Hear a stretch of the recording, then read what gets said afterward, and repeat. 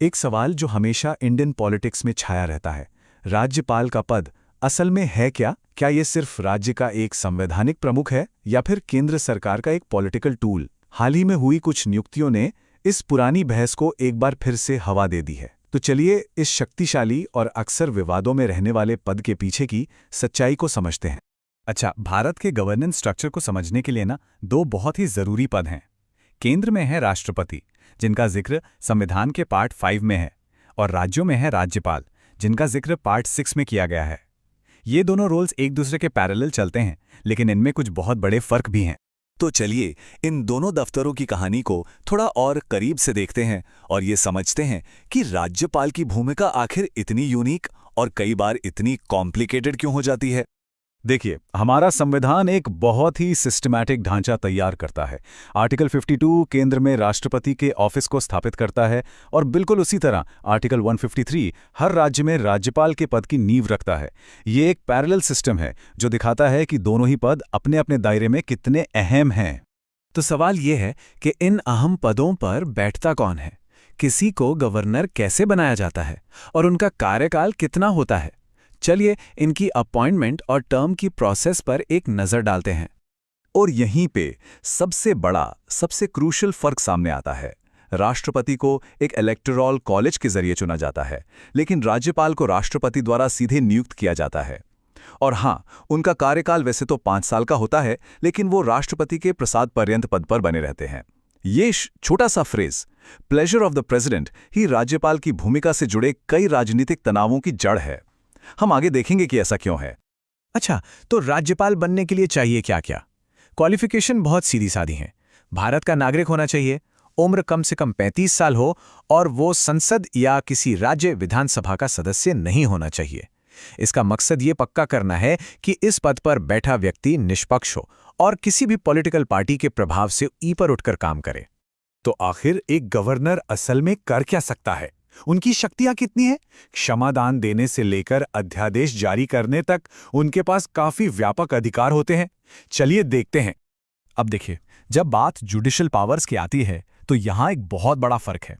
जहां एक तरफ राज्यपाल राज्य के कानूनों के तहत मिली कुछ सजाओं को माफ कर सकते हैं, वहीं मौत की सजा को माफ करने की जो आखिरी शक्ति है वो सिर्फ और सिर्फ राष्ट्रपति के पास है। ये एक बहुत बड़ी लिमिटेशन है। सोचिए, अगर संसद या विधानसभा का सेशन नहीं चल रहा हो तो क्या होगा? क्या काम रुक जाएगा? नहीं, यहीं पर ऑर्डिनेंस यानी अध्यादेश की शक्ति काम आती है। राष्ट्रपति और राज्यपाल दोनों ही इस खास शक्ति का इस्तेमाल करके अस्थायी कानून बना सकते हैं ताकि गवर्नेंस कभी रुके नहीं। जब कोई बिल स्टेट असेंबली से पास होकर गवर्नर के पास आता है तो उनके पास 3 ऑप्शन होते हैं। या तो वो उसे मंजूरी दे दें और वो कानून बन जाए, या फिर उसे रोक लें, या फिर, और ये तीसरा ऑप्शन सबसे पावरफुल है, वो बिल को राष्ट्रपति के विचार के लिए रिजर्व कर सकते हैं। यही वो शक्ति है जो अक्सर केंद्र और राज्य के बीच टकराव की वजह बनती है। तो हमने संवैधानिक ढांचा तो देख लिया, जो कागज पर तो बड़ा साफ लगता है, लेकिन असली राजनीति में यहीं से खेल शुरू होता है। तो यही वो सवाल है जो बार बार उठता है कि गवर्नर का रोल इतना कंट्रोवर्शियल क्यों है?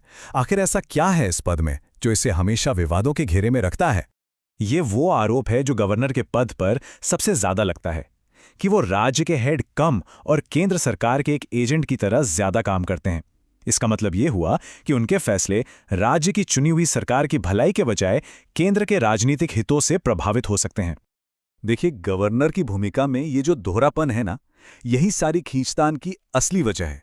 उन्हें एक तरफ राज्य के संवैधानिक प्रमुख के तौर पर राज्य की कैबिनेट की सलाह पर काम करना है, और दूसरी तरफ वो केंद्र के प्रतिनिधि भी हैं। इन दोनों भूमिकाओं के बीच बैलेंस बनाना बेहद मुश्किल काम है।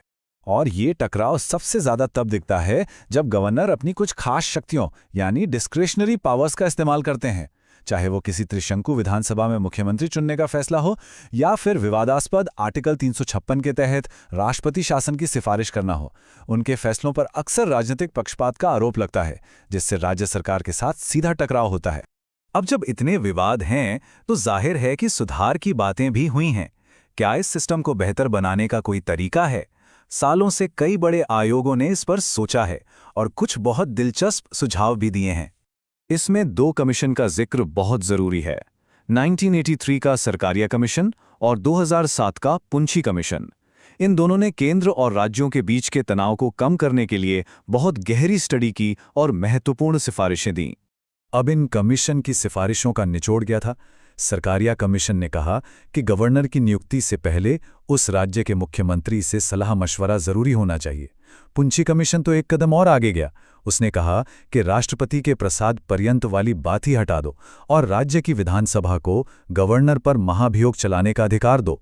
इन सभी सुझावों का एक ही मकसद है, गवर्नर को केंद्र के प्रति कम और राज्य के प्रति ज्यादा जवाबदेह बनाना, जिससे हमारा फेडरल ढांचा और मजबूत हो।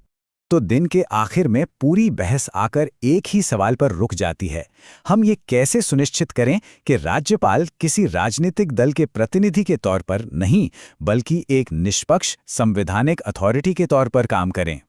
तो हम इसी अधूरे सवाल के साथ रह जाते हैं कि राज्यपाल कौन है?